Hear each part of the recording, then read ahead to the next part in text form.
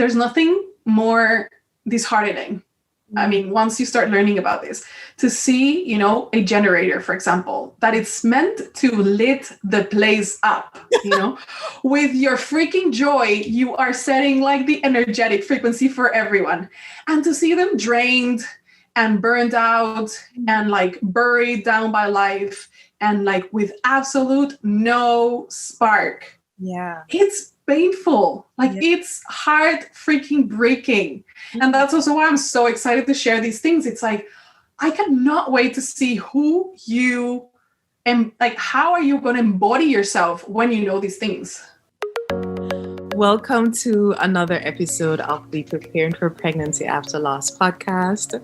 I am here with my gorgeous, amazing friend, Andrea. Yes. And you and I met several years ago, probably like some good 9 years now, in New York City, back when Hay House was having Hay House conferences in New York City. And how did we meet? You stood up in this massive audience of people to either ask a question or share something. And I just really connected with your energy. And after that, I saw you somewhere as we're leaving and I stopped you, which was also side of my nature because like I am shy. I am an introvert and shy, as much as people will not believe that because of how much I talk. But the energy was just there and I felt like I had to connect. And we did. We took a picture. I probably should like dig that up wherever that is. And we connected on probably Facebook. And I think so. Then Instagram. And I've gotten to, you know, like see your work on Instagram, the beautiful things that you create and all the ways that you practice your healing. And, you know, when we just met, it was through, I think like angel readings. Mm-hmm. Mm-hmm. We've connected on essential oils. Actually, some of the tips that I share with my clients on like what oils to use for what, that came directly from you. And now we're reconnecting again. And I love I don't know what to call it. You described it in a way that I love, that we're back in each other's orbit. And I love that is happening. And when we get together, I definitely have literal mind-blowing moments. Like in the midst of our conversations, I have to tell you to just pause because I feel like the energy is just like so I just have to pause to digest and like receive, and then we can keep going.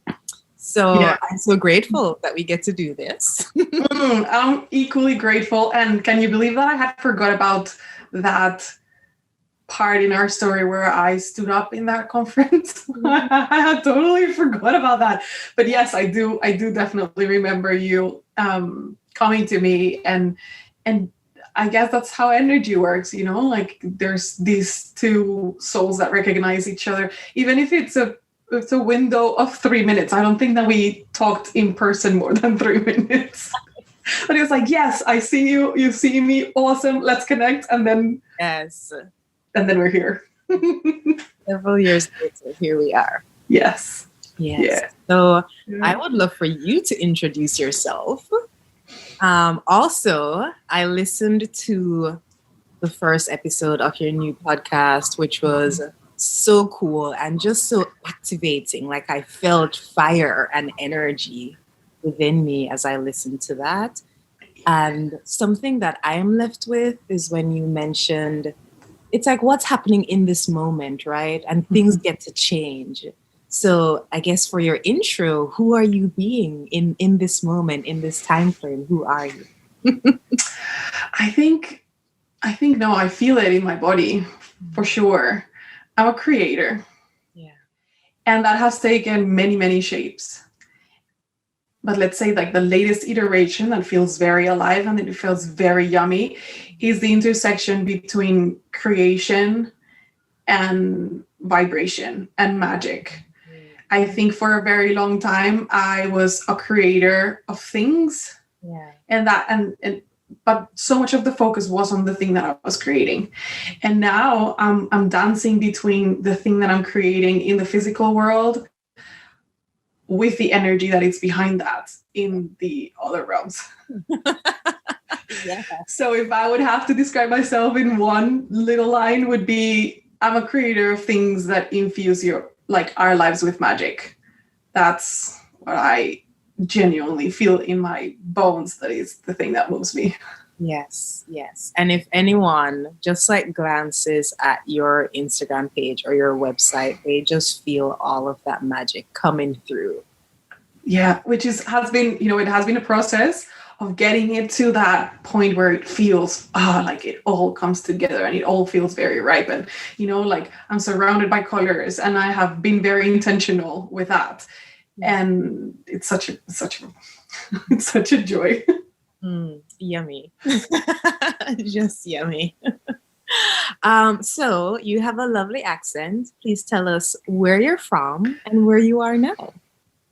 So I am Colombian and I live in the Netherlands with my husband who's Dutch and my little dog.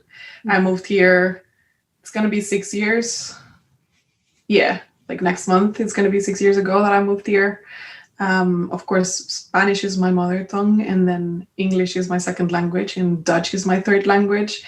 And then I guess we have like a fourth language that is like a sweet mix of those three that only my husband, my dog, and I speak. And it's a mystery for the rest of the world. Like no one else understands what the heck is going on when we're just jamming and crossing worlds like that. So effortlessly. I just like part of our daily life. So I also joke sometimes that my dog is trilingual, and she is. She could just respond to Dutch, to English, to Spanish. Oh my God. It's just hilarious. Yeah. So that's where my accent comes from. I don't know. I've never, I guess because I'm a Spanish native speaker, I don't hear myself. But of course, if you're an English speaker, you do. Actually, what did we do the other day? I think when we're talking the other day, my husband was it was when I was listening to your podcast. Mm-hmm. And he was like, oh, she has a really nice Spanish accent. And I was like, I wouldn't know because like I'm not really Spanish speaking, but in English, she also has a beautiful accent.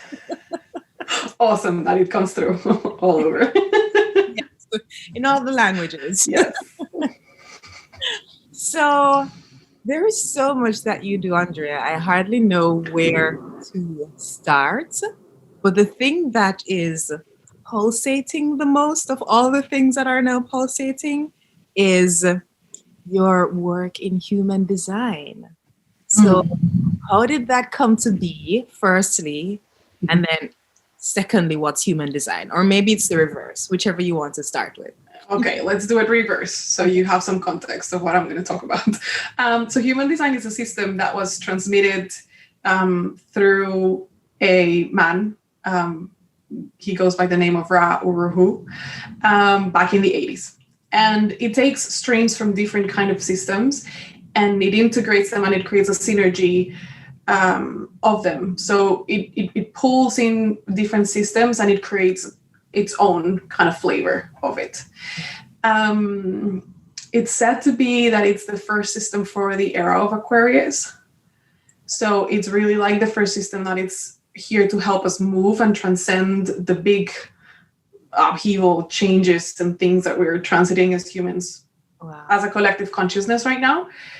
And let's say that that's like kind of like the very basic description, but if we go deeper into it, it's really a system that is here to help us understand our uniqueness.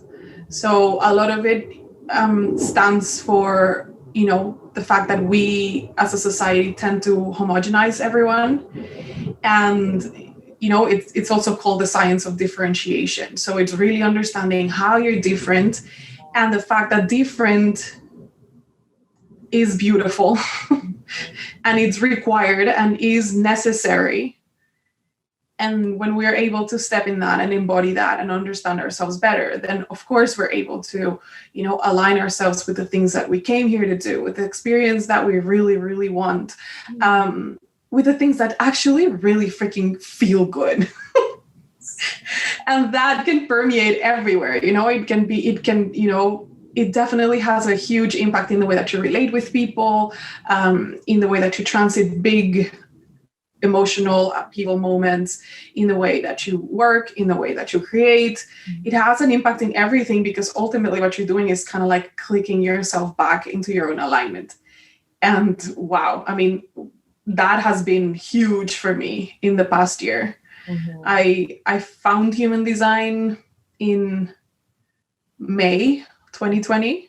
Yeah. I had heard about it before, like it had been in my orbit, but far away. Yeah. And when it really landed, I was quite exhausted. I was quite burned out. I had tried to, and it was just at the early days of the pandemic.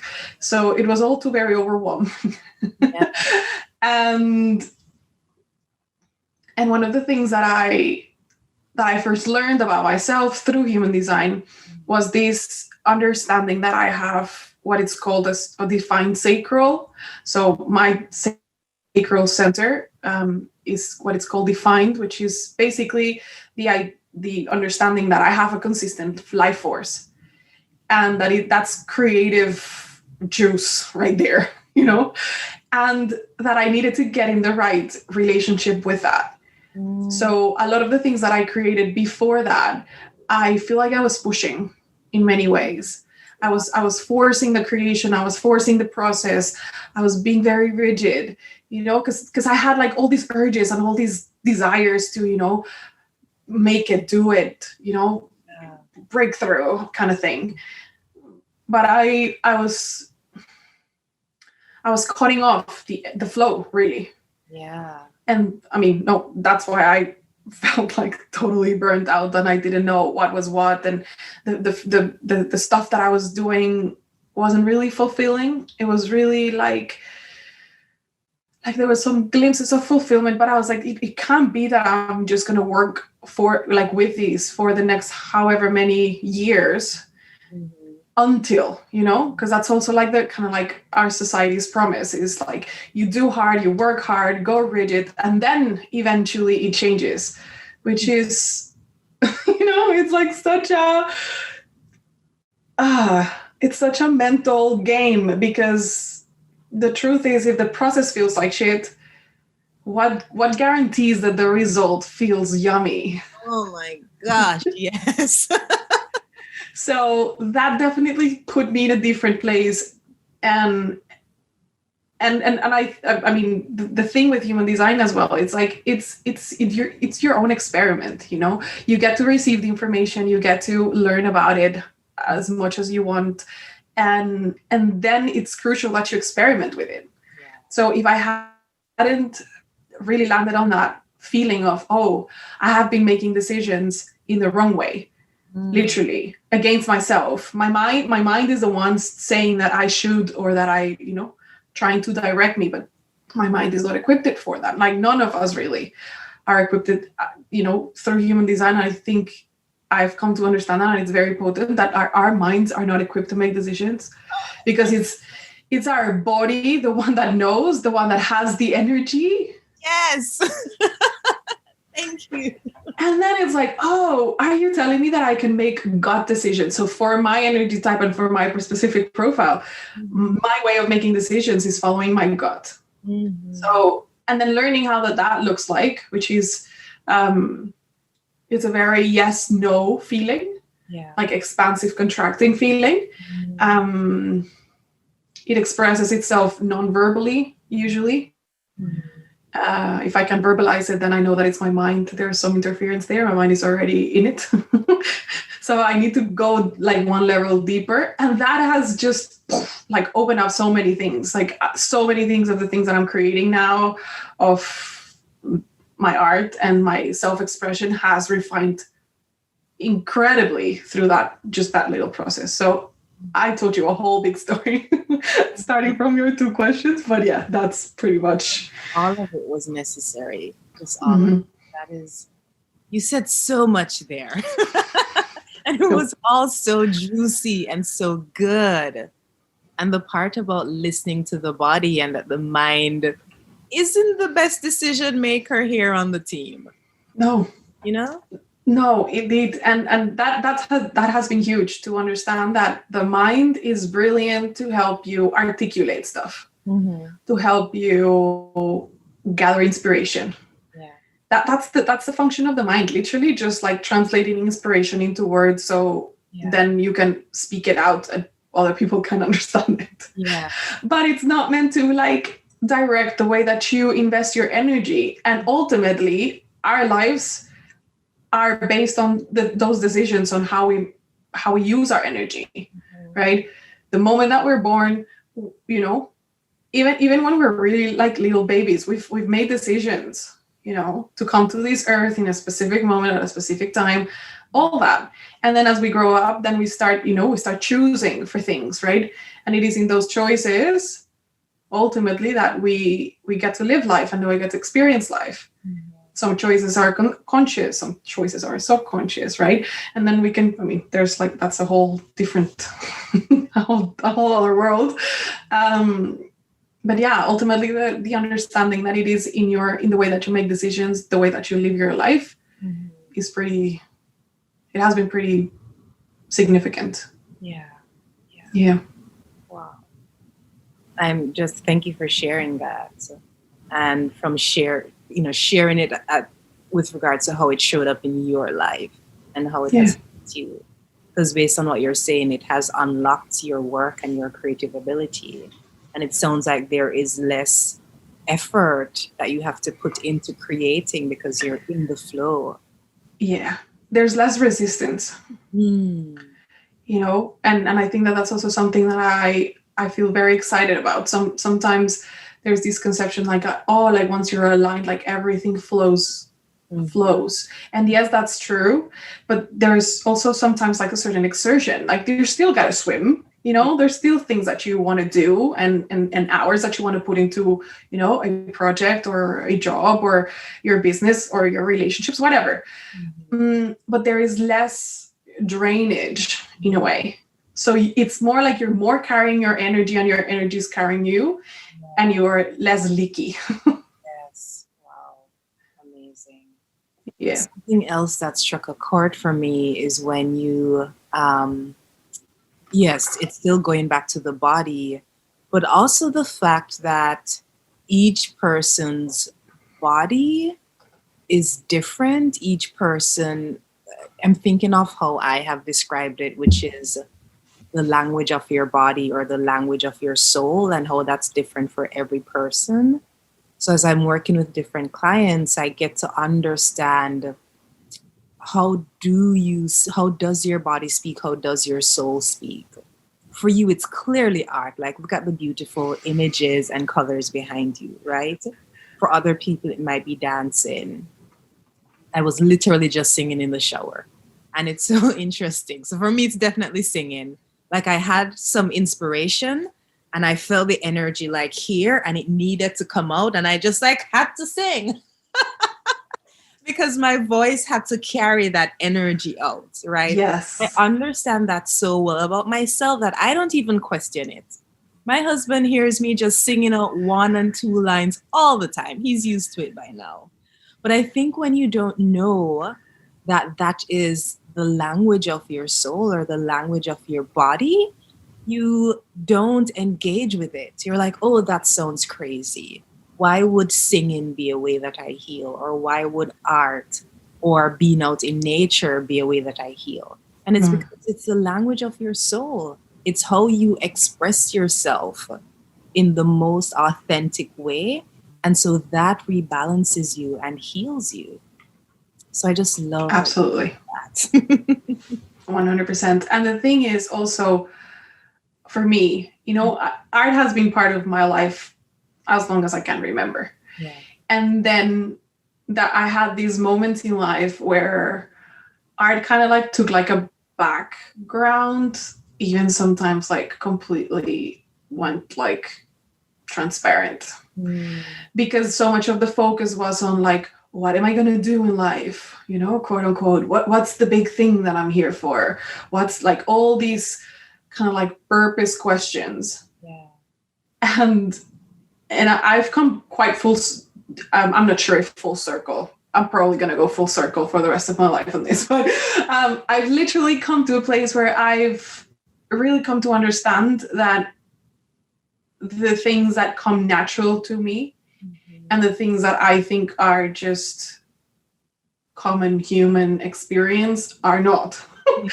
And it's been beautiful to honor that, to honor the fact that yes, I am colorful. I love color. I love being surrounded by color. You can definitely see it if you're watching the video. And that's just something that needs to come out of me. Right. And I have played with different mediums and expressed like myself in different ways. And I feel like now I'm finding like my really good sweet spot where I can get to play a lot with that. Mm-hmm. So yeah, I totally feel like what you're saying about the language of your body. And I'm curious to your experience, but for sure, one of the best ways for me to have traced that and to, kind of like dig it out of that place where I put it, how many years ago back in that corner, has been to tune into what did I love when I was a child. Mm-hmm. I absolutely always have been anywhere with a notebook and some markers, or like every single person that has met me since age 5 will testify. And maybe that's very clear for you, like you've had something like that is like it's been very present within you, and that is something worth exploring. And if you can't pinpoint something, I think just asking yourself, like, if you were a child right now, what would you like to explore? Mm-hmm. And maybe that's something that you've never tried. Maybe that's, I don't know, signing up for a knitting class or a watercolor class or baking cookies, or I don't know. But I think that's a very good way to get in touch with that language of you that is beyond the stories and the mental constructs. So true. Oh my gosh. The other thing that's coming to mind is energy. Mm-hmm. And I know that is definitely your world and my world. Some of the listeners, they're going to be like, all right, now they're getting into this woo kind of territory. I promise we're not. Energy is real. Science has now proved it. Not that we need to get back it up. Science, but in case anyone is like, all right, where are they going with this now? So from your perspective, what is energy? How would you describe it, define it? Wow, I love that question. I think energy is ultimately everything. Mm-hmm. So I know that this sounds vague, but let me try and explain what I mean. If you take, and I think that it's brilliant that you mentioned the science piece, which is something that I feel very excited about. Yeah.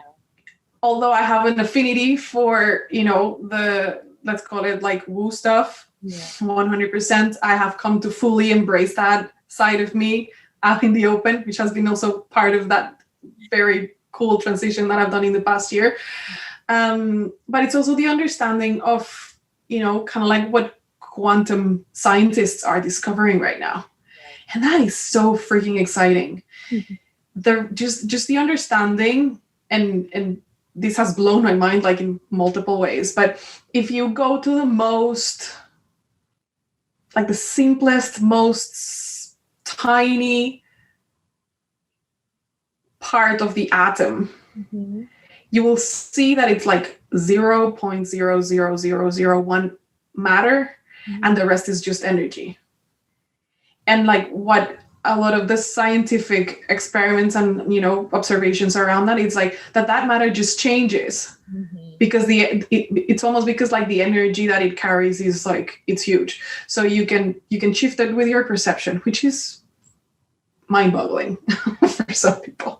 Now, if you add that, if you realize that the tiniest part of an atom is part of an atom, and then two atoms together form a molecule, and so on and so forth, until you have these bigger structures of life, these different molecules will create different compounds, and then different cells, and cells create organs, and organs create bodies, and bodies, here we are, human beings, right? And all the rest of the things that we see. It's like if you added that 0.0001% matter and that 99%, 999% energy every single time you added one of those little bits together, wow, suddenly what we're seeing right now, like if I'm seeing you or, anyone that is listening, you are the 0.001% matter, like what you're seeing, your physical body, and the rest. So the 99.99999% remaining is energy. So what a shift in paradigm to think about things that way, and how that has a huge impact, not just in, I think that's the transition we're slowly starting to make as a human species. It's changing that model from very Newtonian understanding of the world, like a gravity and like all these very Newtonian rules, for a more quantum thing, for a more quantum experience, where there is this energy field that it's infinite, possible. It has everything that it's ever been created, and all the possibilities of everything that has not been created yet. And then we get to play into that if we choose to insert ourselves in that game. And it's a totally different new language for us human beings to play with, because we have been playing on the other field for so long. We have been playing in the realm of matter for however many thousand years. So entering into this energetic stream is like, for some people, it's like, what?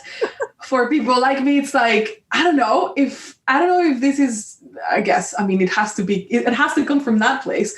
I'm like, yes, there's a part of me that remembers the truth of that.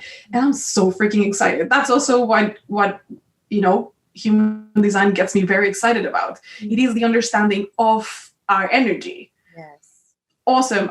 Our bodies are kind of like the containers of that energy in this particular life. But there's so much to learn about the energy. You're saying all the things. I just want to swim into that.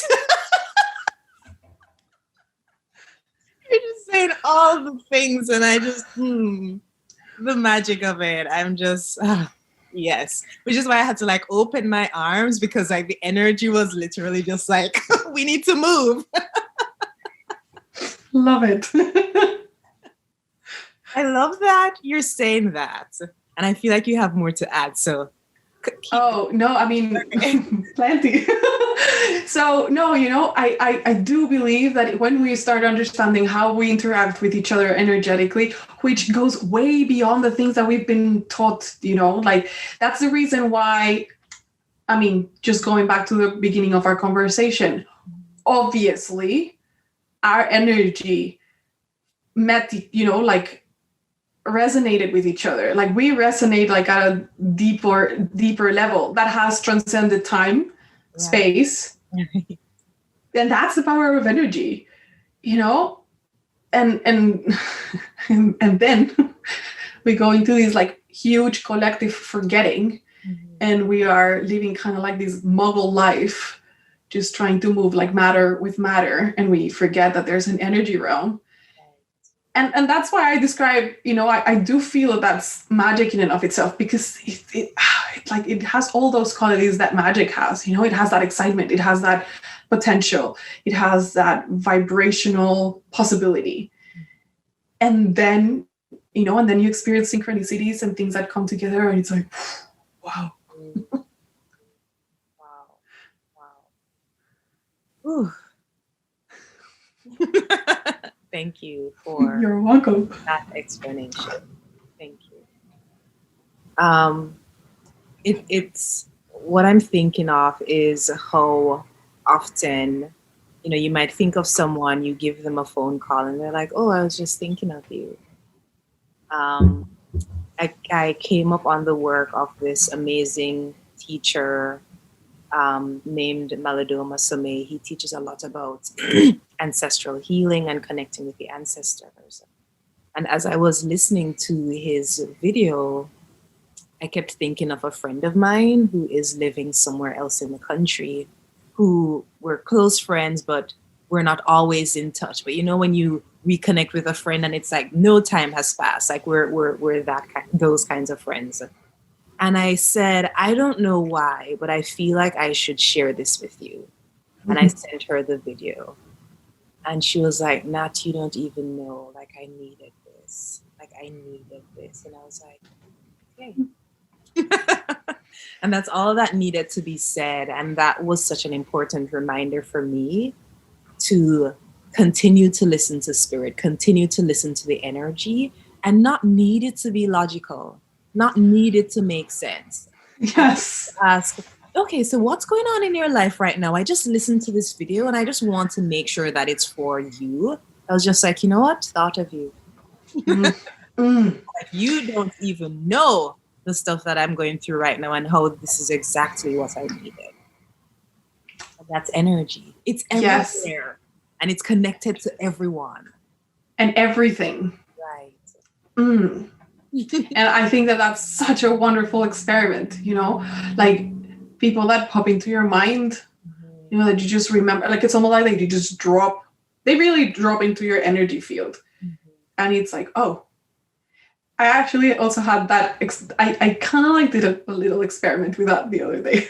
So I have a friend of mine, and I genuinely think that when you have those kind of friends that time and space can dissolve, you're really friends on a totally different plane. You know, you have friendships that are kind of more like earthy friendships that you need to nourish, kind of like a plant, you know, that you need to water and take care of, and they're beautiful.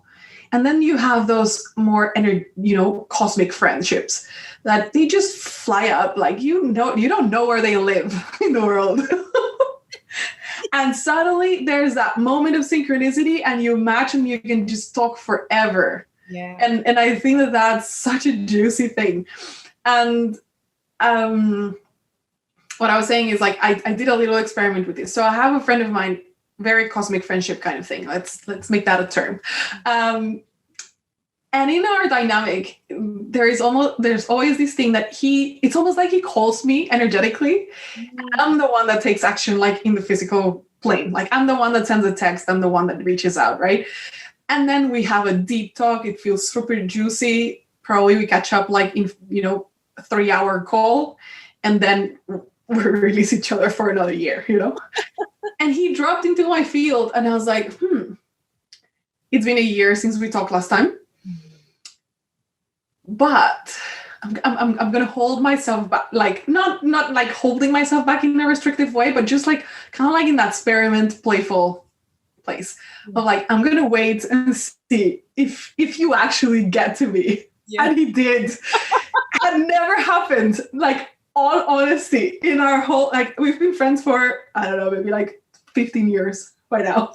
Wow. And it had never happened that he would actually just out of the blue reach out.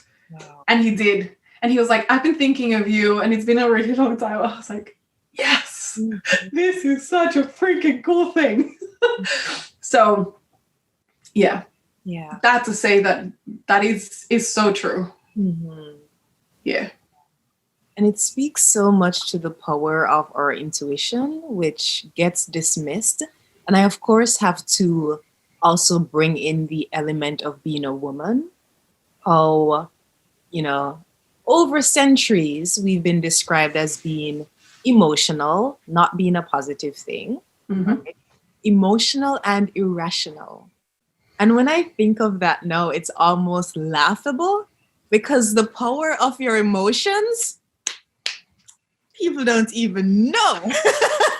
To be able to tap in and tune into your emotions and move from that place, so much power. It so much all the time. It wins over logic all the time. Right? So to be able to tune into your emotions and listen, like you mentioned, your gut. Listen to your gut and your body. There's so much power in that, because you're tapping directly into spirit. right? You get to flow with that. As the, I want to Absolutely. make a distinction between like feminine energy and women, because both men and women, or, however you identify, they have both feminine and masculine energy. But to be able to tune into the feminine energy and dance with it, and then you can apply logic or the masculine to create a strategy for executing it, right? But I think creation starts with that flow, with that feminine energy. And we're displaced for being Yes. emotional, irrational, not being able to think clearly. We don't need to think. We need to dance and create art and move and walk in nature and listen to spirit and have some way for that to be expressed in the world. Oh, yes. Amen. So much of Absolutely. is helping people to reconnect with that place. Hmm. Much of that is helping particularly women and birthing people to trust their bodies again, to be able to listen to themselves again. And know that inside of them there is this compass that guides them. And once they remember the truth to it, then they can never feel alone or lost in the world. Right? They're always connected, always guided, because that lives inside of them. Yeah. Yeah, definitely. And going back into the human design conversation, it is the understanding that we have an inbuilt compass. And it might express itself different in each one of us. So, for example, in my personal case, is my gut. Yeah.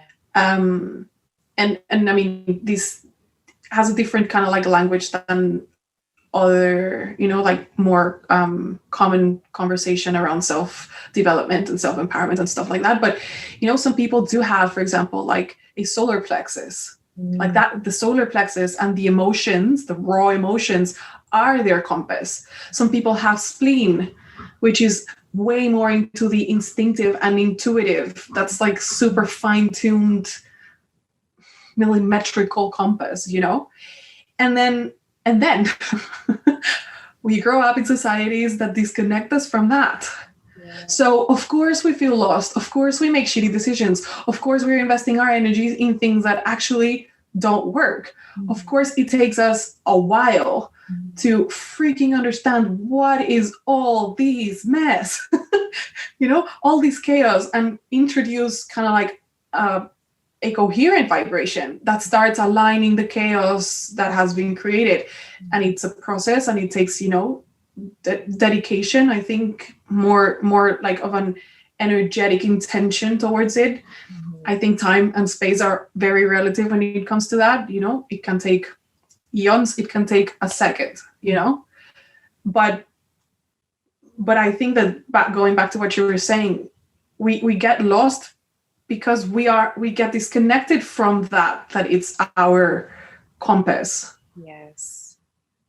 And then when you start integrating that and start realizing that you do have like that, you are not like it's virtually impossible that you are lost when you are plugged in.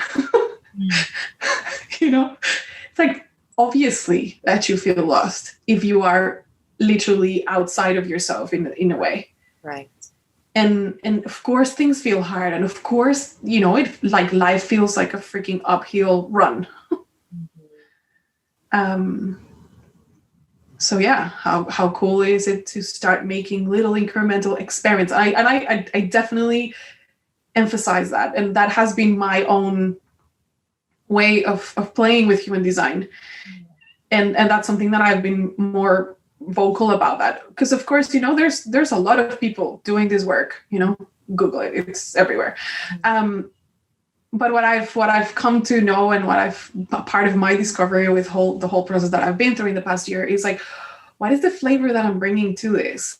And for me, it definitely feels that it's around play and exploration and experimentation and adventure. That's so much part, like as much as the colors are part of me, that thing is like the next ingredient in the list.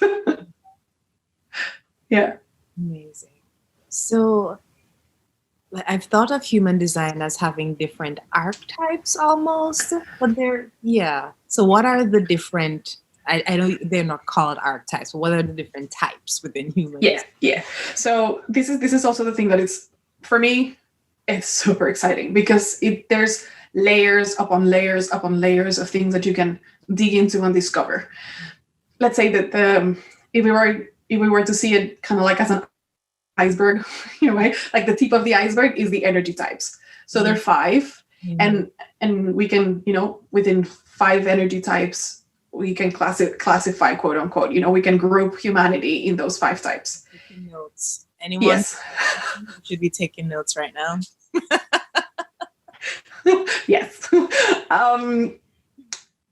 So those are so what I was saying is those are the 5 main groups. Here is a thing that I think is super important for everyone to know and understand. And it's pretty much like how astrology works as well. You can be an Aries, I can be an Aries, and we can have a totally different experience of life. And that has to do with the fact that the rest of the information in your astrology chart might be in a totally different place. So it's very similar with the energy types. Of course, there are things that you're going to recognize, that your soul is going to say, yes, that's freaking me. And then it's super worth exploring the unique flavor of your own design. Yeah. So that, just to make it like a clear stance on that. So the 5 main ones are manifestors, which are here to initiate. They're the initiators. And guess what? There are not that many, like statistically.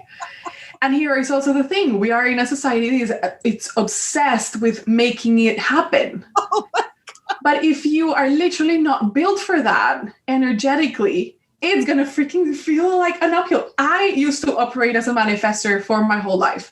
I thought that I needed to make things happen. And then I could relax in the fact that I didn't. Yeah. And that doesn't mean that things don't happen, but they happen from a different place.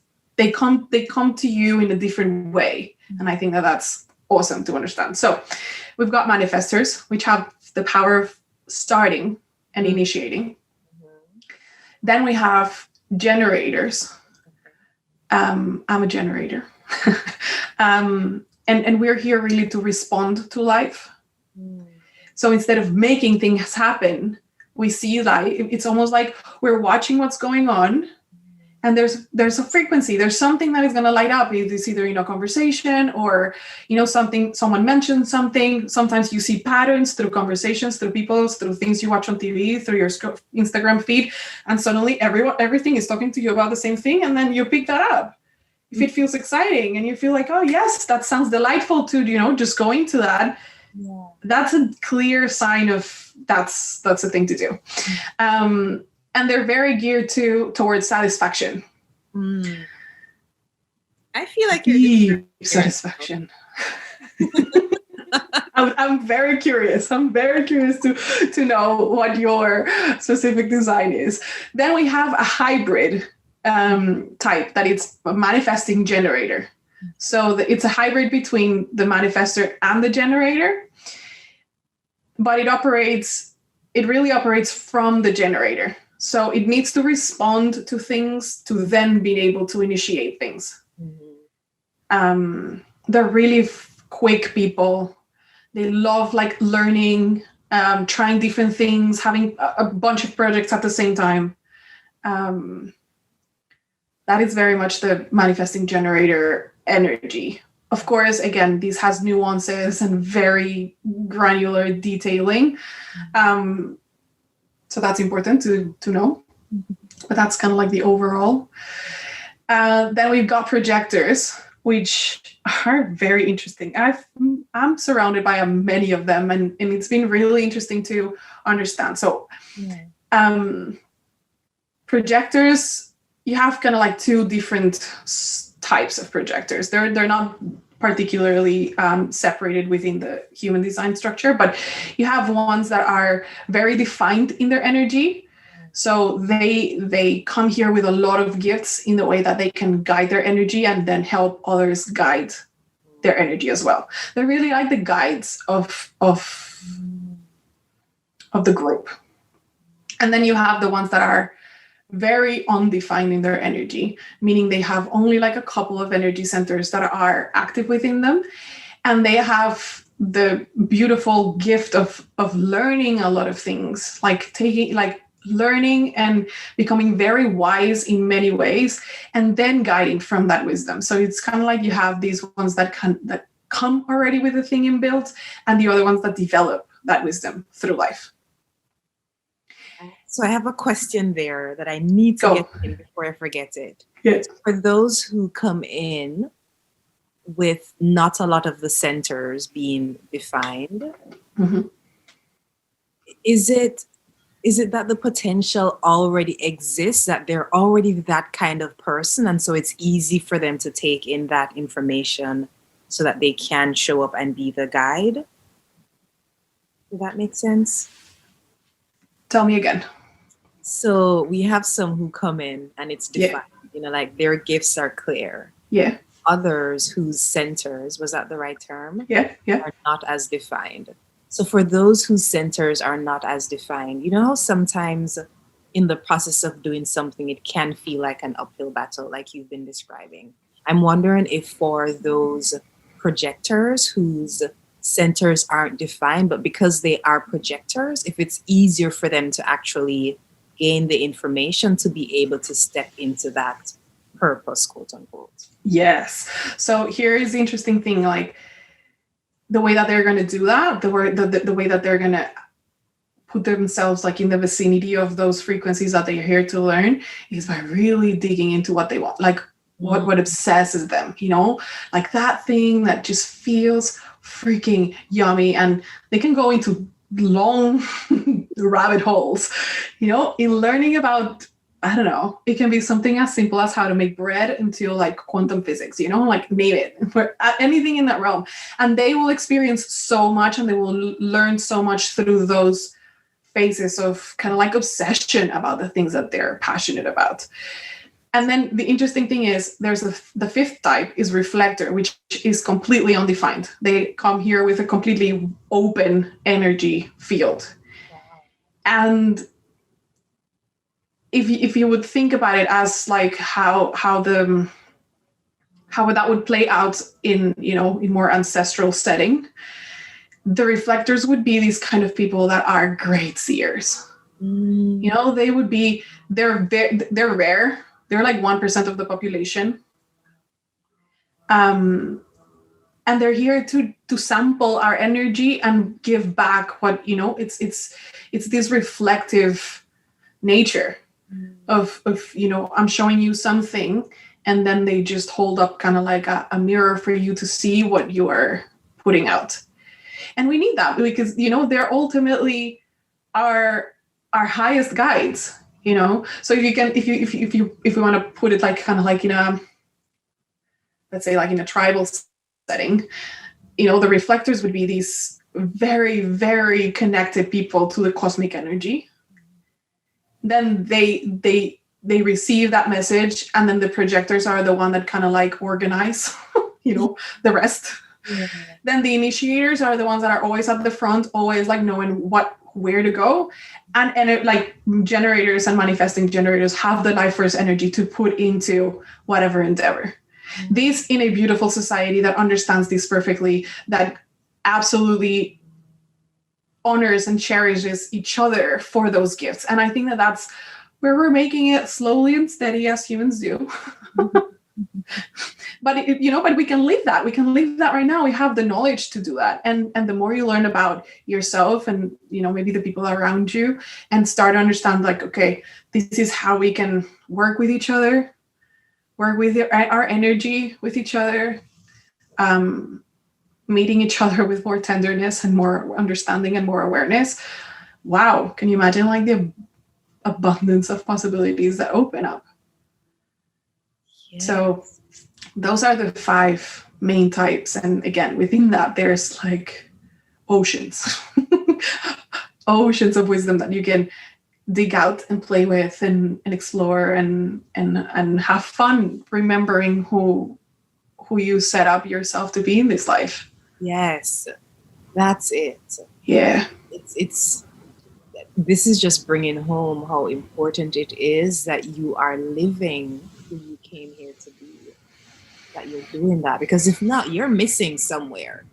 Oh, Like, tribe is there thinking we're missing someone, something's missing, something isn't working right now. oh, and you know, there's nothing. I mean, not.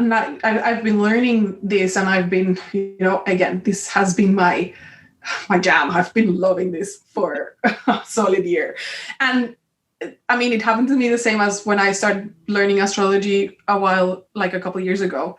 I just wanted to know everyone's. Like, I just wanted to, you know, sit in that really like student, you know, perspective of like, I just want to understand better how this interaction worked. And just for myself, you know, like I just for me to know, to understand.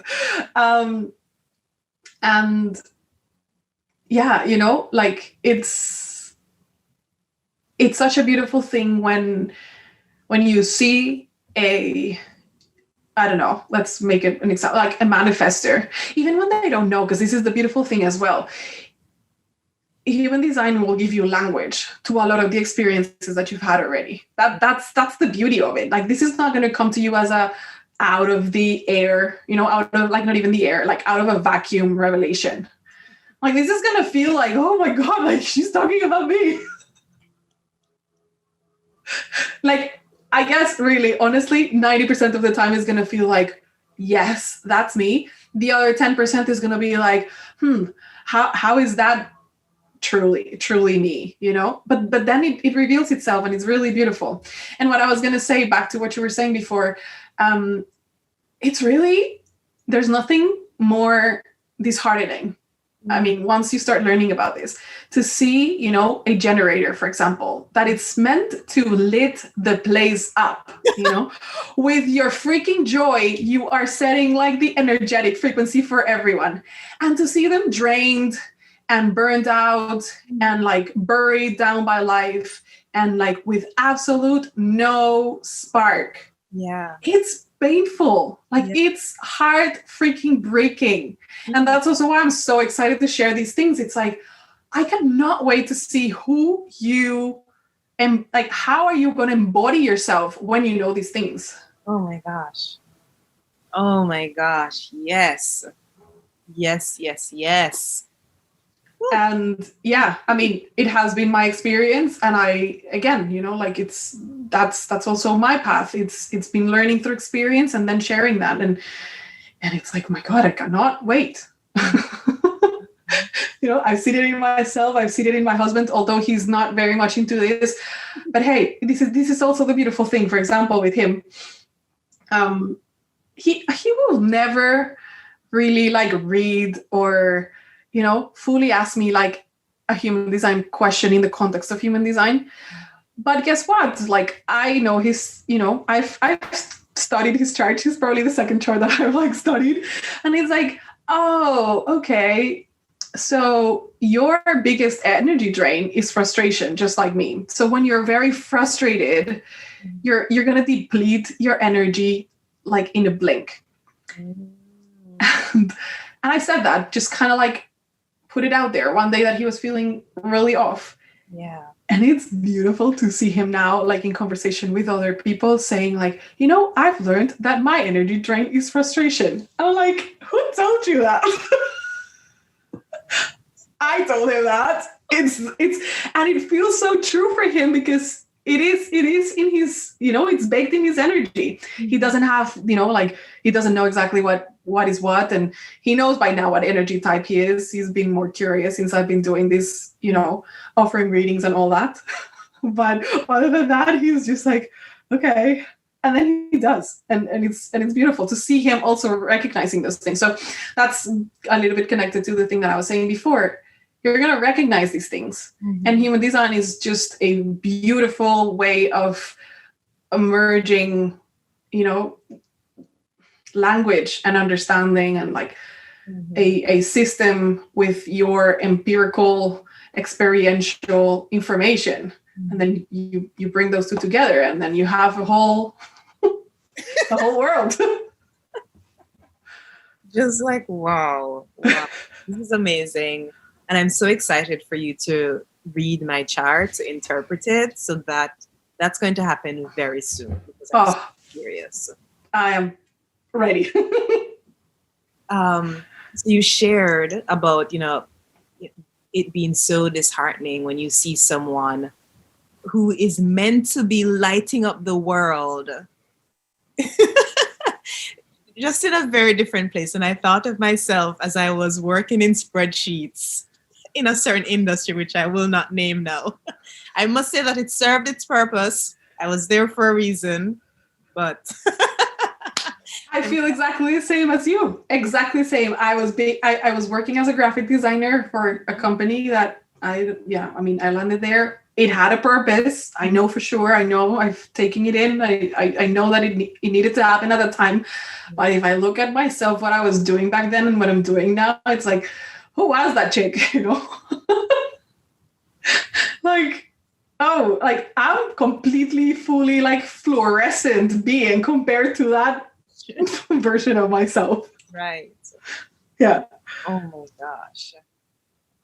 It's so important to know this. Just one, know who you are, but also give yourself the permission to be who you are.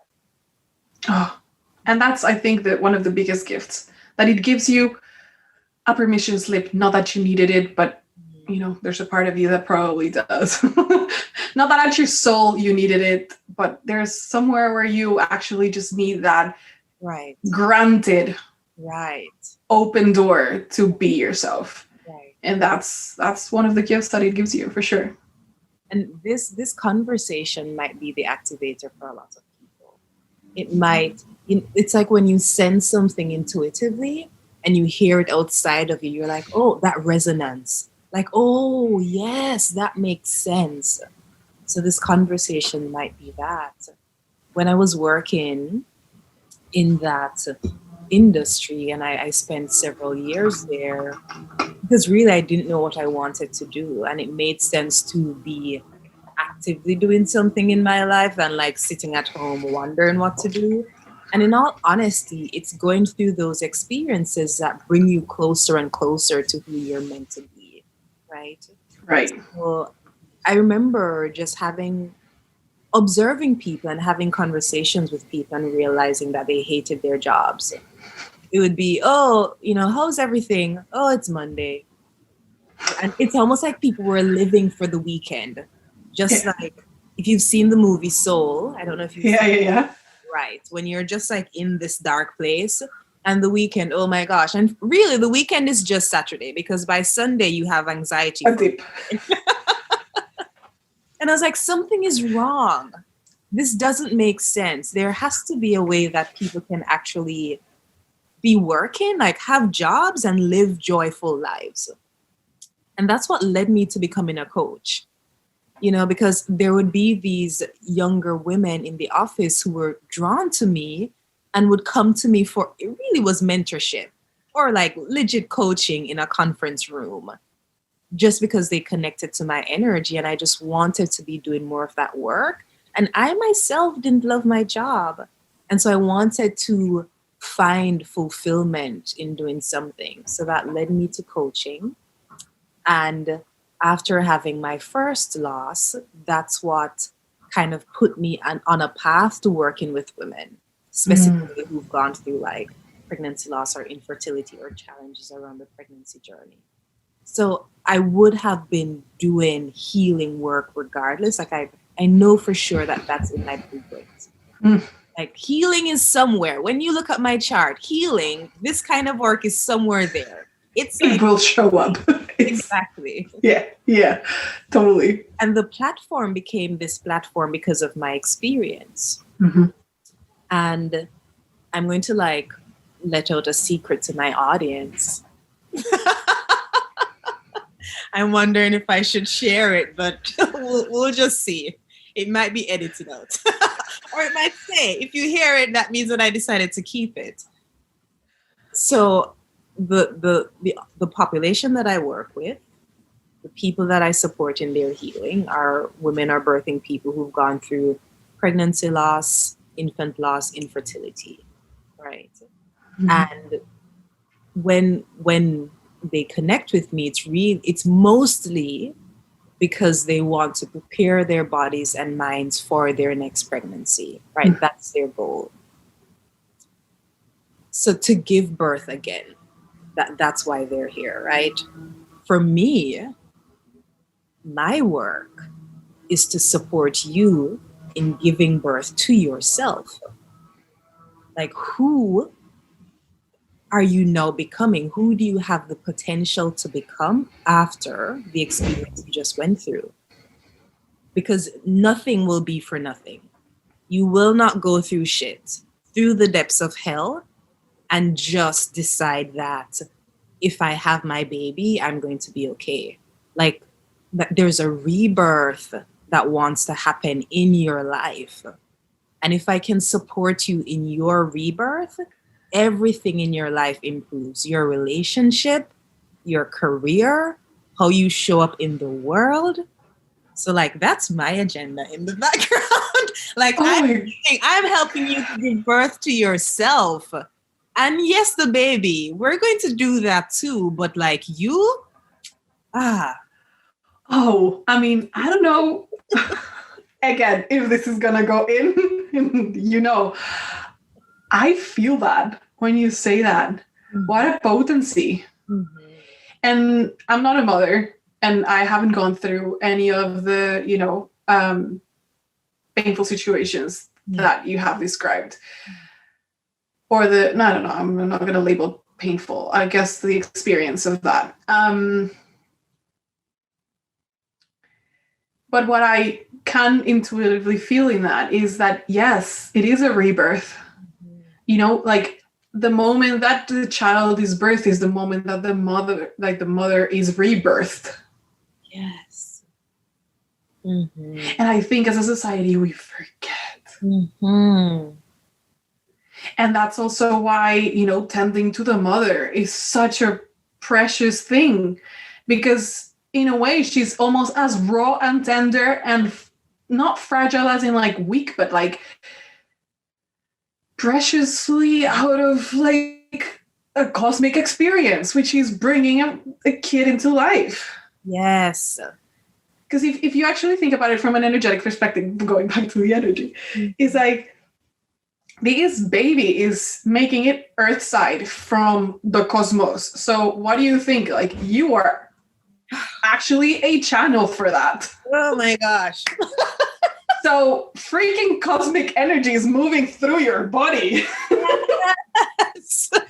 That has to do something with you. Like that. I mean, not to trivialize it or anything, but at a different frequency. Obviously there's some women that experience depression after that. Yeah.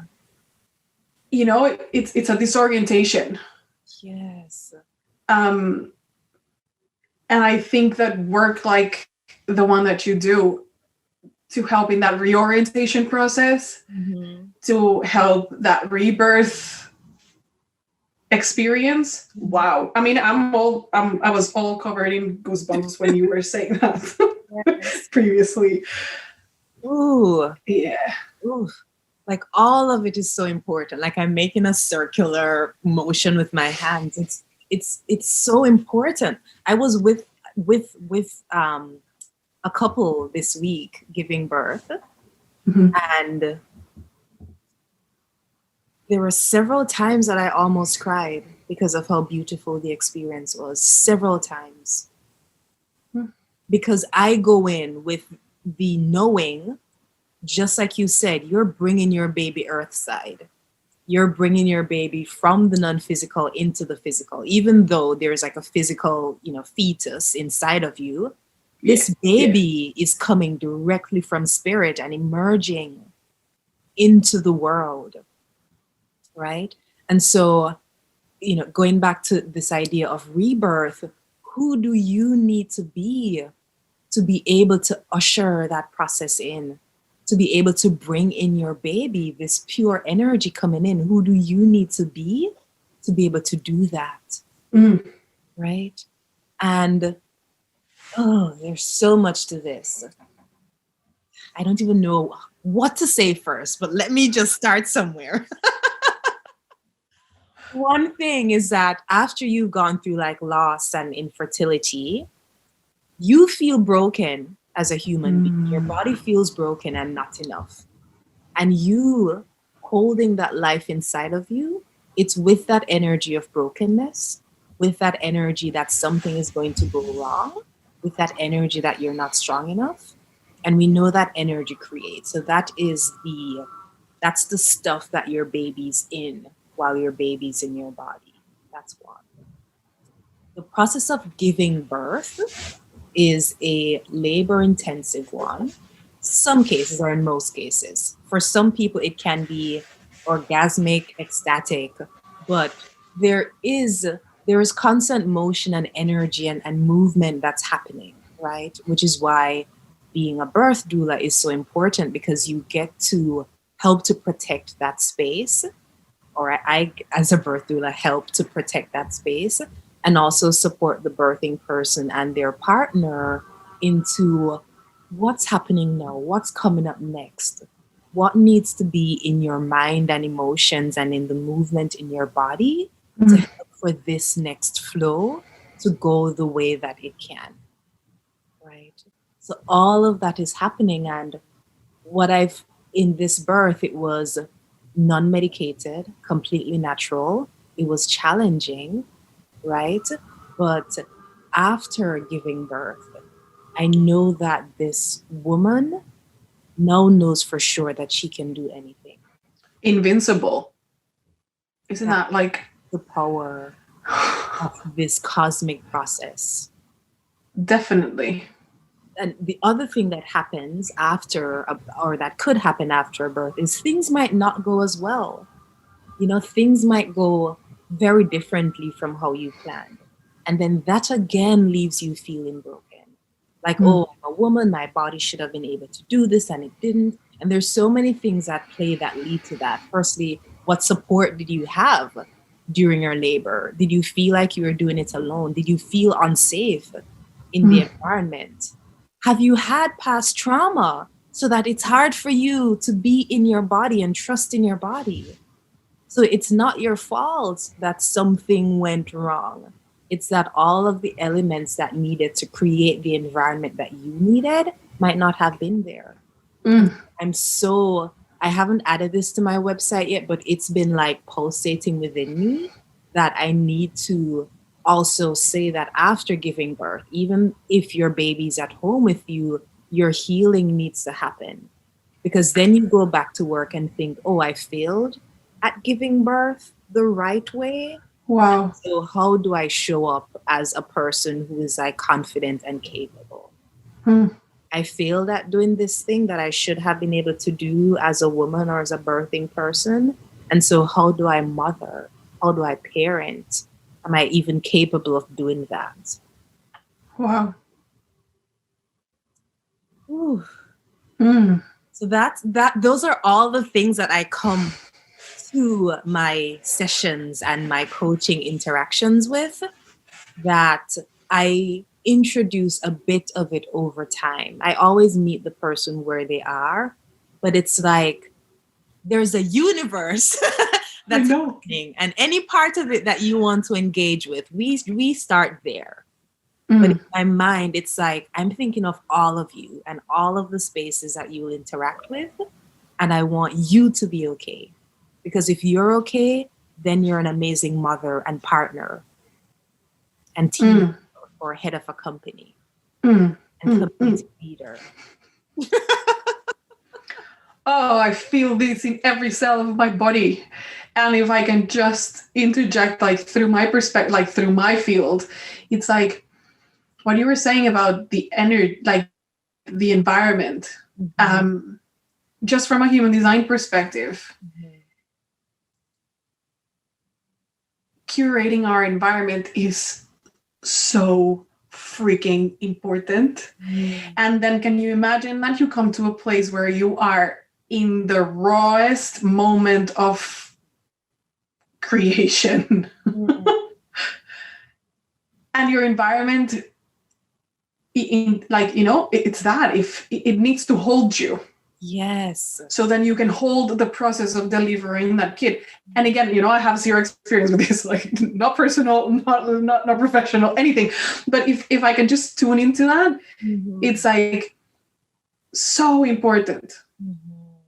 And then it's going to look different for you than it looked different from your sister or your mother or your friend. They might all have had different stories. Awesome. That was their story. And you may require different things. You may require very specific kind of like support. And I think that's beautiful on the work that you do and meeting people where they're at. Right. Because then you're able to create that together and figure out what those things are. Right. Wow. I'm just like pulsating and vibrating all over right now.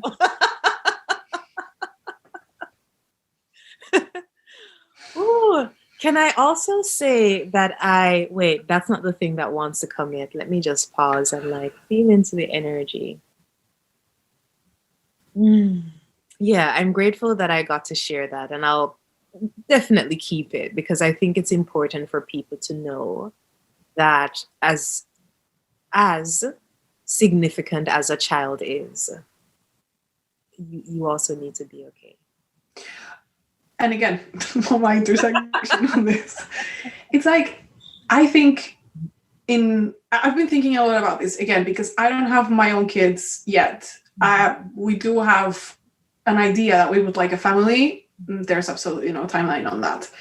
But a lot of the conversations that we've had around that and my realization, I guess like my process of elaborating the pre-mother phase, again, knowing that I'm probably never prepared to what that actually feels like, looks like on the other side.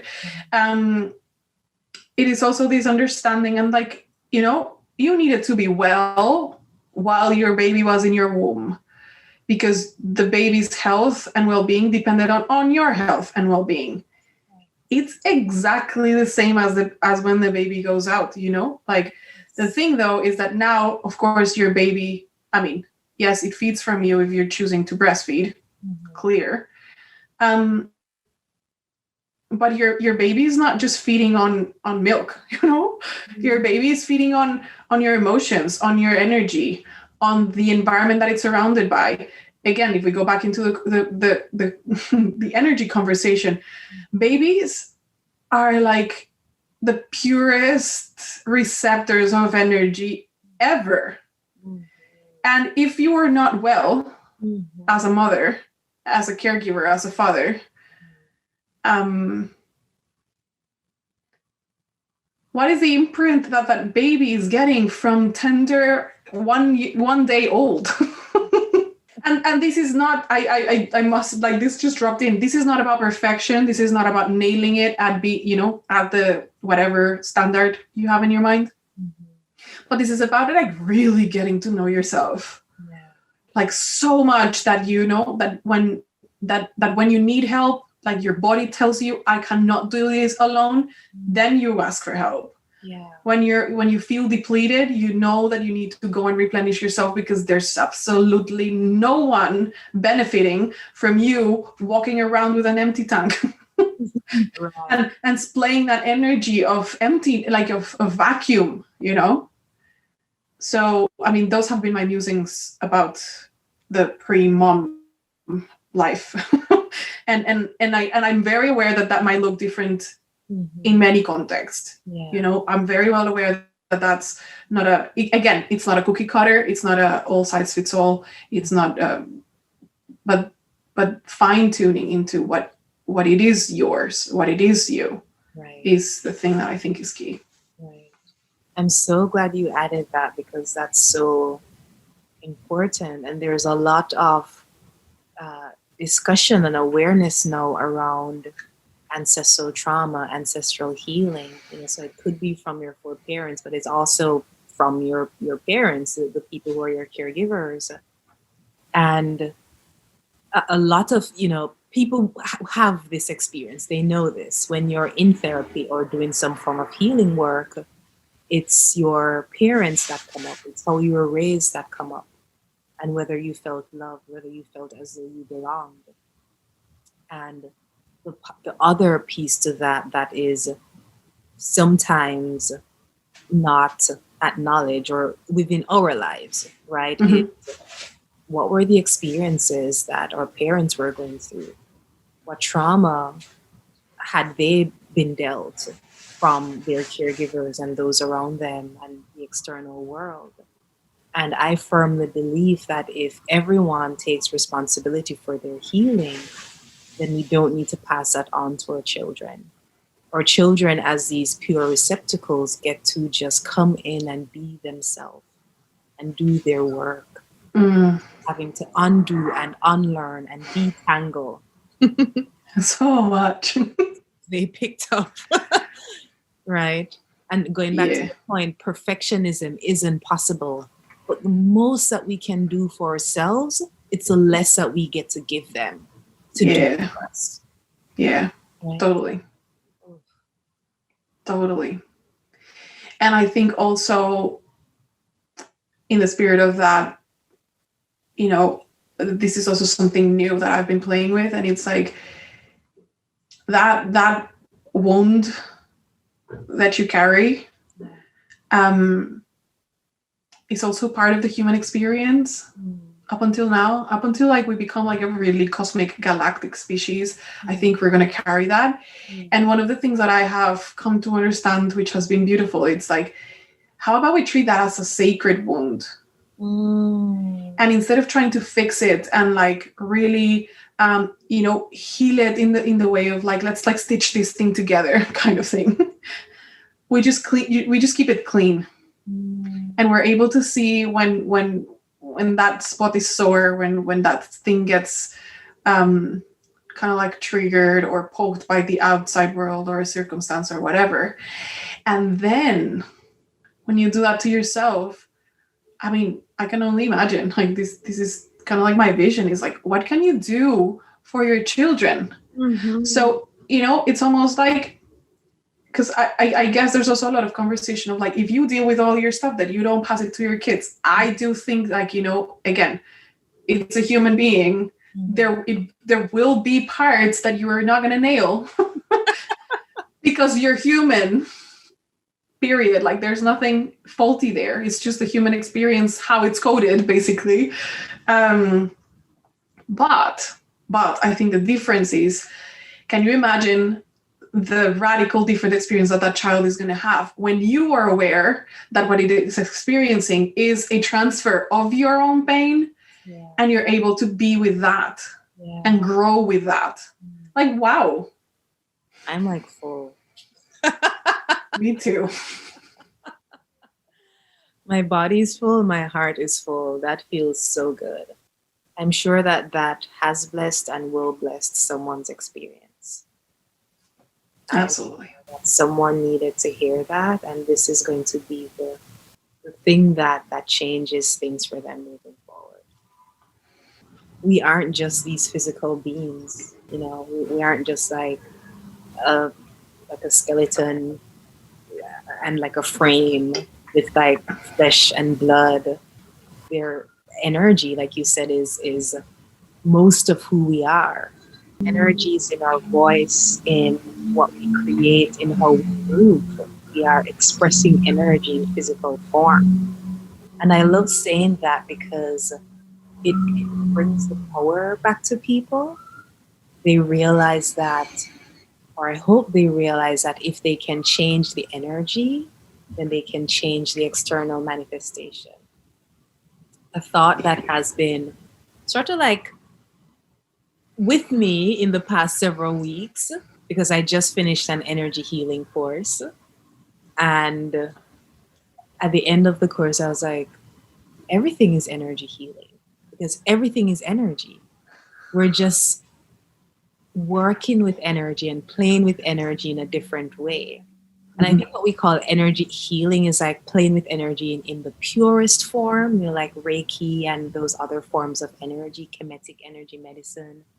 It's like in the purest form of energy in its potential, like unmanifested, right? So you get to shape it, shape shift. If anyone is like an airbender, an avatar airbender fan, you get to shape shift the energy, right? And things that manifest in our lives and in our bodies, it's coming from energy. So if we get to work with the energy and heal the energy and move the energy, we get to influence and direct what shows up, Yes. So we can work with energy from the physical, what has manifested state, and sort of like effort our way into changing it. Or we can go to energy from its purest state, the state that flows and frees and is open. Yep. Freely and is open. And we get to shape shift that. Yep. So I want to leave people with that reminder that there is so much available to them.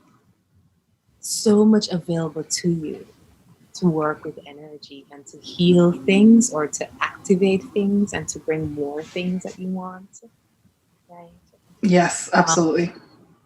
I would love for you to share your info, because I think obviously understanding human design is a way of learning what your internal compass is so that you get to be more intentional about how you move in the world. You're moving from your place of authenticity, really. Right? Yes, 100% indeed. Share your info so people know where to find you. Yes. So you can come to my world at nourishingwitch.com. That's where all the things that I work on, that I'm offering, live. That's where you can go and check about the readings. As I said in one part of the conversation, I'm really infusing these with my own flavor and the things that I feel very excited about. So yeah, if this energy has resonated, I think you're going to find a very, very beautiful place for you there. And I'm on Instagram at Nourishing Witch also. So you can come and hang out there and get to, explore with me as I create and do the things that I love doing. Spell Nourishing Witch for anyone who's wondering how to spell it. I'm a non-native speaker. Spelling things out loud is the hardest thing ever. It's like trying to count in another language. Like, Okay, so it's Nourishing, NOURISHING, and then Witch, WITCH. Yes. .com. So the same thing on Instagram at Nourishing Witch, and your podcast that you just created. Yes. So my podcast is called Soul Rebels. And it's very much in that same spirit of energy, magic, truth, expansion. Yes. It's a place where I get to give my very active throat a creative expression. I love that. So it's really about the things that are alive inside of me. And that's my commitment to it. I'm going to show up for the podcast and come out and share things with you that feel very alive within me. And I would love to have you there if this resonates with you. Yes. I listened, while I was listening to the podcast, I kept holding myself back from commenting on your page at the same time. When something just strikes you and you just want to say how excited you are. And I was like, calm down, listen to the whole thing first. But when I went on your page and commented, I was like, you had me at Rebels. Yes. Awesome. You had me at Rebels. Okay, so there are a couple of other things that I wanted to touch on. I want them to come back to me. One of them is actually embracing the energy of the witch. Hello, huge part of this journey. So there has just been so much that we've been fed about witches and who, witchcraft and who a witch is. And this came back to me because I watched is it Brave? This Disney movie, I think Pixar, Disney or Pixar, Irish movie. Yeah. Brave, that's what it's called. Yes. Yeah. And whenever I'm going through different like emotional states, I can think of like the movie to help to balance me. So I needed like some strong, fierce, feminine power at that point, and I was like, "Yep, let me get that Disney love Brave from my brother, so I can, so I can watch Brave." And as they were telling the story, I was like, I'm now able to see the hidden messages in things that shape our perception in really deep and strong ways. Because it's as though this witch really messed up in whatever formula she gave the princess. Like she made a hot mess and the entire movie, the entire animated movie was fixing the thing that the witch did that was wrong, right? So we see it in those subtle ways, like, oh, you can't trust a witch because, like, look what she did. Mm-hmm. And what I'm noticing about mainstream media, like movies and, these series, there is like 1 hour and 25 minutes of things going wrong and like these hidden messages and 5 minutes of a happy ending. But then you've already brainwashed the person for like the 99% of the movie. That 5 minutes of a happy ending, that doesn't cover for those hidden messages you've told me about witches. And there are also really strong messages about, masculine energy and how it's inferior to the feminine energy. So we're soaking up all of these things. Our children are soaking up all of these things and we don't know. But to be a witch, it is powerful and magical. Yes. To name that you're a witch also takes a lot of courage. So I just want to leave that there and allow you to share whatever is coming up for you right now. Awesome. So I'm turning 32 next month. So for solid 31 years, as much as art has been part of my life, I've had this sense of, witchiness. Let's go like that. I've been attracted to crystals, oracle decks, astrology, like the moon, everything. Yeah. And of course we can call that spiritual, but I think that this is what I've come to understand. And it is a very kind of like dark intersection of the history of witches, So if you look back, when did a witch become a bad thing? If you think of it, it's basically the installment of a patriarchal system that saw that like women that were wandering around the forest, picking up herbs, that could challenge, quote unquote, like the God-given curse or like the God, because that's how a lot of the medicine was a lot of illnesses were interpreted, that were just like punishments of God. And there comes this woman with this, I don't know, potion, herb, a herbal tea, and defies that. Well, where are we standing then? And they seem unruly. They seem to go by their own rule book. So this is like the intersection of the patriarchy and the rebel within me. And for a very long time, I feel like I danced around that. Like I moved around it. Like I never dared to call myself a witch. I had these inner jokes with my friends that we were going to like go for like a witch hour. And we were just going to go and shuffle oracle card decks for each other and stuff like that. Again, crystals everywhere, the whole thing. And it was only until last year. And so this is a very interesting story. Last year, after that breakdown where I found human design, I started experimenting with it, and then I had these. We went for an Airbnb because everything was on lockdown, but we just needed to get out of the house. So we went to this place, and I entered the place, and right at the front there was a massive rosemary bush and a huge rose quartz. And I was like, this place is groovy. It was a really tiny room with a little garden. But I was like, wow, like I see you kind of thing. I recognize that. Yeah. And then after that, I had, like this idea just came up of doing a witch summer camp.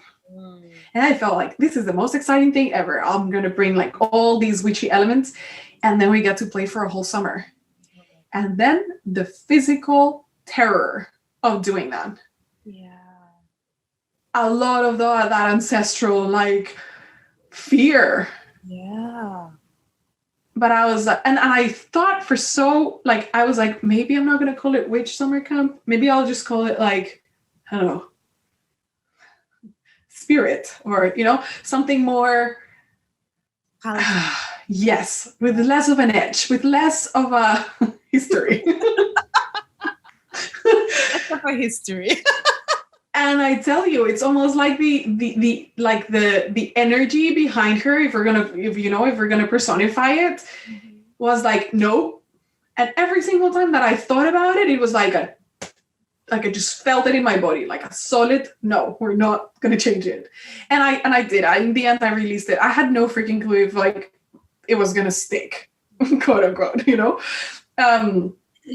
And then the response from that was just so beautiful. And I have a special one of the ladies that joined. She was like, this is incredible. I felt this energy coming like, to me so much. And you got me at witch, like kind of like what you said, you got me at rebel. Like she was like, you got me at witch. I was like, whoa, can you imagine? I would have changed it. I would have missed her. Yeah. And not per se, it would have missed the resonance with it. Yes. But back then I did it. I did that, but my business and like my, the whole branding and everything had no witch in it. Like there was like, that was kind of too far down the edge, but it just felt exciting. And because I had been experimenting with my human design, and it was a lot about following what felt exciting rather than what I thought should be, I gave myself permission to explore that. And then towards the end of the summer, I just had a revelation one day. I was like, what am I doing? Like, this is nourishing witch, and I've got to stop dancing around the magic and plunge in it. And, and then from there, I've been creating a tarot deck. I've been, and now it feels like, okay, awesome. I have a freaking playground. and this whole thing, because before it was like, is the crystal the thing? Is the astrology the thing? Mm-hmm. Are the essential oils the thing? Yeah. Is the tarot the thing? Mm-hmm. And what I realized is like, no, I am the thing. And I am animating these because this is the things that make me feel really excited. Wow. And then I think because I had that previous experience with the witch summer camp, and it had a beautiful reception, and it was a really, really cool group, and we went through the whole summer learning about the things that I'm very excited about teaching. Then the transition into actually owning the word witch was way less charged. Yeah. Like it just felt like a reclamation. It just felt like, hell yes. Yeah. So I love when people say like witch. I love challenging that. And the funny thing is, I haven't had that many people that I don't know if it's because energetically there's a resonance, like I'm clicked in the right way. Mm-hmm. I thought that I would have like more pushback. I don't know, whatever. Yeah. I don't. But when there's like that kind of like like odd looking eyes that it's like, what is she talking about? I remind them of that, of like who told you that witches were bad? Yeah. And there's this beautiful quote that I'm kind of like gonna butcher, and I'm thinking that it's from Roseanne Gay.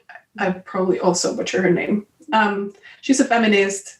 She's beautiful, like activist for female rights. And she has this quote that it's something like, unruly women have been called witches in all centuries. And it's that unruliness. That's like, the rebel spirit, the I'm not gonna just solo this just because it's what it is kind of thing. Yeah. So yeah. So powerful. And I love that you personified her energy. You said she was like, this is it. This is what we're doing. Like, you could feel that force. And that's something that I've been playing with lately, and it feels so good. Yeah. Like the things that I'm creating do have that sense. That's what I also mentioned that at the very beginning when I was introducing myself. Is like, I'm working with the thing that I'm creating, but I'm also working with the energy that is behind the creation, So if I'm creating something with my hands, that's again, 0.0001% of the thing. And then the rest is an energetic signature, an energetic imprint, a personified energy, if that works.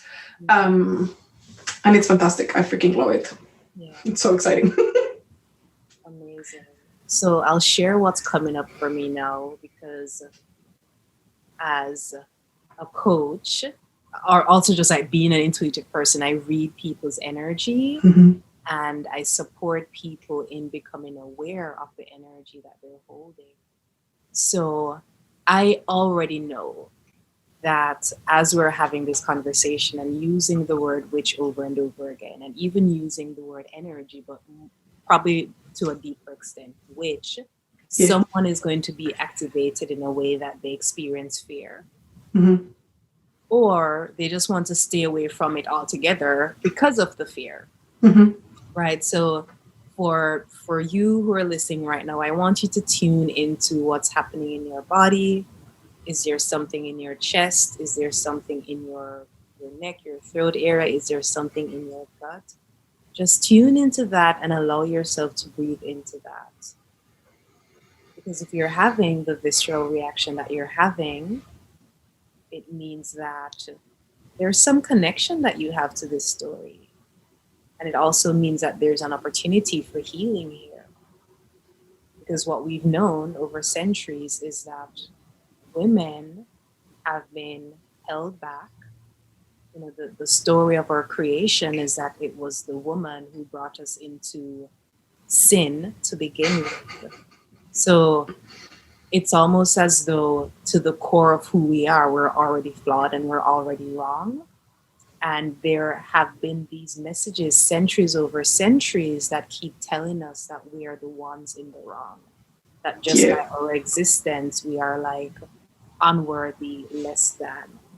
And so to be a rebel, not only do you have to overcome what the standard is, you also have to develop more courage to go against the power. Not only do you have to overcome the thing that they've told you, that the inner story. Exactly. You need to go against the existing power. So that might be activated within you right now, that fear, that even having this conversation, even exploring this topic, even learning more about this, you are going up against some power. And what does that mean to you? Does that feel safe? And here is something that I think is super important is, I mean, if you've come to this place of the conversation, we've been already talking for a while. And if until the word witch, there was like nothing there, like there was just excitement and joy. And if the word is the one that it's catalyzing that, I want you to feel into the intention of it. Yeah. Because, it's almost like in the movies, right? And you have these incredible movies where the wizards and the witches are just this incredible, majestic, like wise people. And then of course you also have the movies where they are depicted as the worst character in the plot, right? And you can have very pure intention behind it, and you can have like some really like otherworldly stuff. So again, you know, if this is like, oh, okay, I don't know how I'm feeling about this, I wholeheartedly invite you to walk towards, you know, towards my world, and have a feeling of, you know, like of what it feels like to, you know, to enter the spaces where I create, you know, whether that's my website or my Instagram, you know, and just have a taste for yourself. Yeah, and if after that there's still something scary, you can always text me and we can always talk. But I don't know. This is just my experience, and I chose the word witch because it has a charge to it. And because it does, you know, if you are, you know, if you're aligned with this, it's almost like an immediate recognition. Right. And if you are feeling like if there's some tension there, you also immediately recognize it. Yeah. As if I leave it in the more palatable in betweens. What for no one. Yeah. Right? It becomes nothing for no one. Yeah, indeed. And I'm also going to share a part of my own journey because there are so many similarities in our move towards greater and greater authenticity. Like when I just started this work or coaching in this way, so really building coaching for birth warriors, I am like woo at my core. Like that is who I am. And I wasn't always that way. I grew up as like a nature child. We had like a lot of land growing up in Jamaica. So I would always be like roaming and just like experiencing nature around me. But when I came here, this is when I was first exposed to spirituality in, I'm going to use the term new age, which I am like not that into, but other people will like know what I mean by new age. But spirituality in that sense. And it's like the only thing or the thing that has made the most sense to me. Right? Like I can touch a crystal or a stone and feel the energy. And that's how I like buy the crystal that I want. And then I might ask, oh, what's this one? And they might say, oh, that's for communication. Makes perfect sense. Yep. Exactly what I need right now. Right?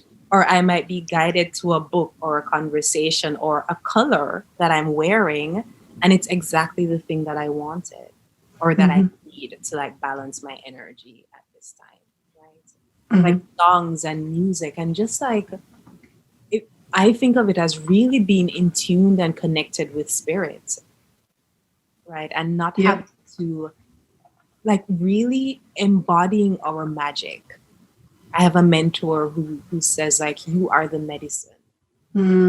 Just like you said, like, it's me. It's not the crystals and the aromatherapy and that. It's me. Like, I am the magic. I am the medicine.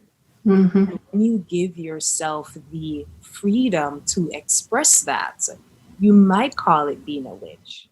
You might call it other things, but then you get to be you. And release this matrix, this structure that we're in that tells us that we need to be something else. We need to conform to this box.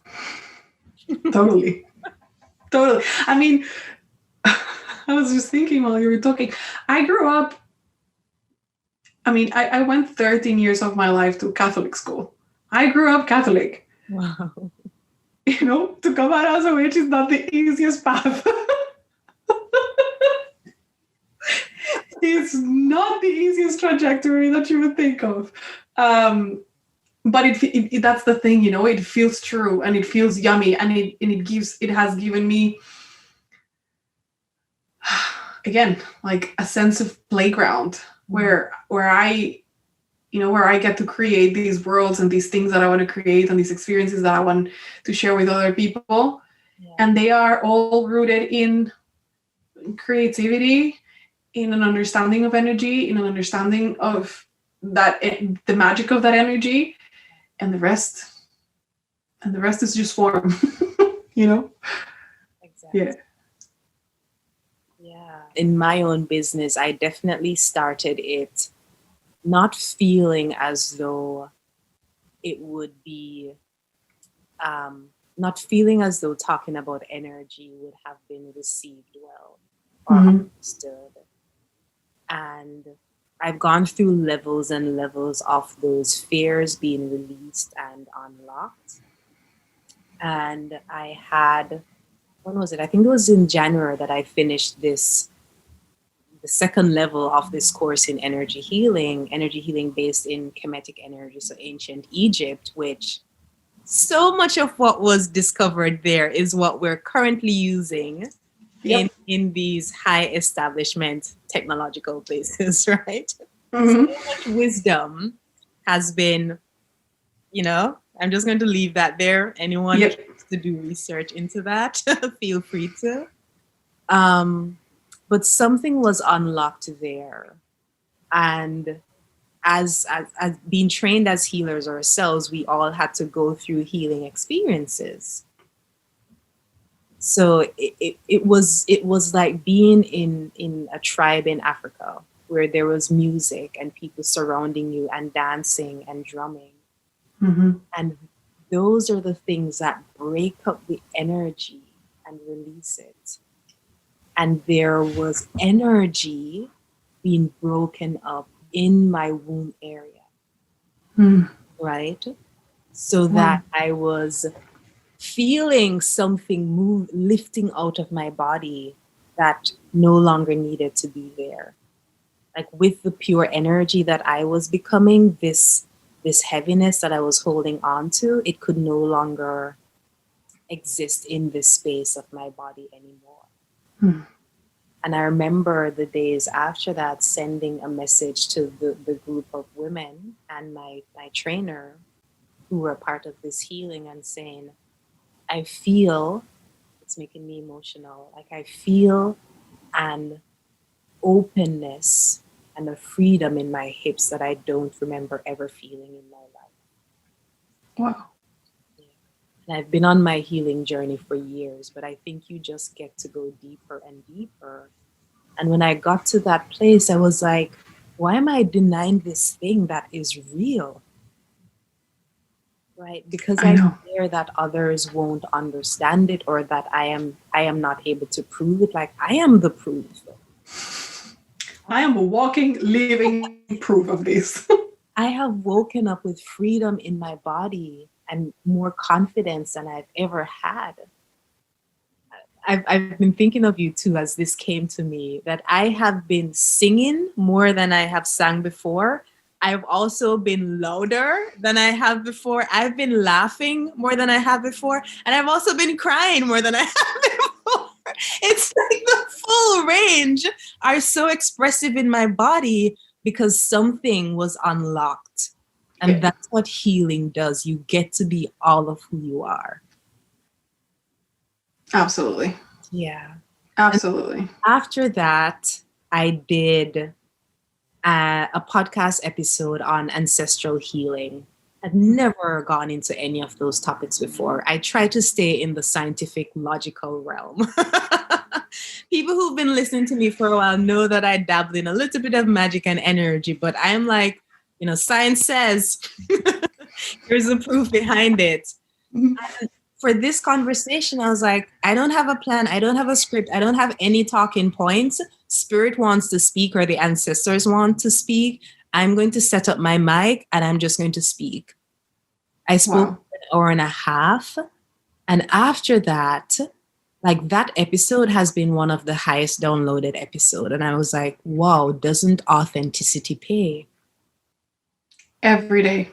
Every day, all day, every day. And people finding me, they resonate with who I am now.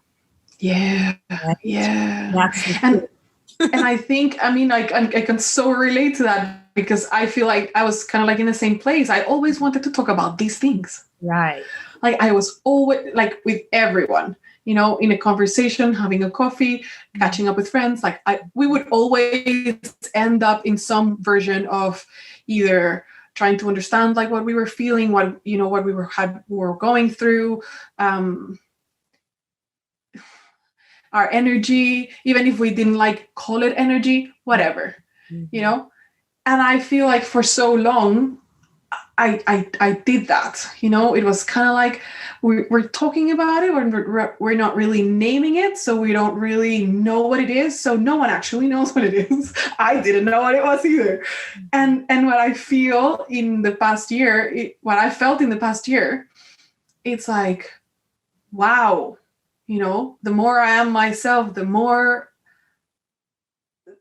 it's kind of like, for the people that I was kind of like afraid that they wouldn't get me, are they wholeheartedly, honestly my people? Whether they're friends or clients or, you know, anything. Are they really my people if they're not willing to go here? Like, and they don't even need to know. They don't even, like, simple curiosity, simple, like, I want to know more. Like, tell me what it is like to, you know, to be like you, to experience life like you. And that's it. You know, if we have that little window of curiosity there, then I'm wholeheartedly in for answering any questions and for having a conversation, and equally interested in the other person's world, you know. And that doesn't mean that, like, we need to believe exactly in the same thing, but if we vibe there, if we feel the resonance there, well, we just let it develop, and it develops always. Like, it always goes somewhere, and it takes us like really cool places. So I'm in for that ride, and for sure that's been something that I feel like it has become more real as I have become more real to myself. Yeah.